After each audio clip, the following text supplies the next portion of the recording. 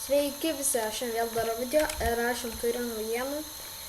Ir tokių biškai nelabai gal ir jums patiks, man tai nežinau, tiesiog, kad Microsoftas nusipirko Minecraftą už 2 bilijonus 500 milijonų litų.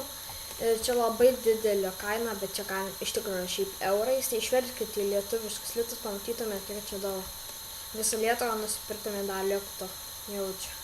Tai va taip atsitiko. Bet visi update'ai bus vis dar ant PC, taip toliau. Xbox'as dabar turės daugiau update'ų, taip toliau, visko. Update'inti viską, stengsi viską išlaikyti. Microsoftas. Bet ir nusipirko plus ir Mojangą, nes Notch'as išėjo iš jo.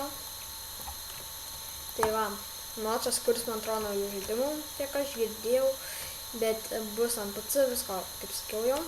Tai va, visas mūsų pasaulyje, viskas liks, nebijokite čia, tokios naujienos.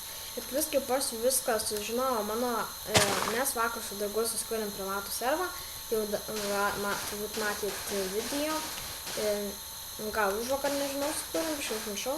Ir mano draugas vakar pažiūrėjo, prisijungęs buvo prie savo Arternos, kad mūsų servą paleisti. Tai buvo tokia problema. Jis pastebėjo, kad parašyta šalia Minecraft'o Microsoftas ir jis iš karto suprato, kad jau parduota. Ir man pasakė, ir taip aš irgi sužinau, bet nelabai man tai patiko, nes aš nežinau, ką jie darys to MC. Tai tikėkimės, bus viskas net ir geriau. Tai dabar viso gero visi.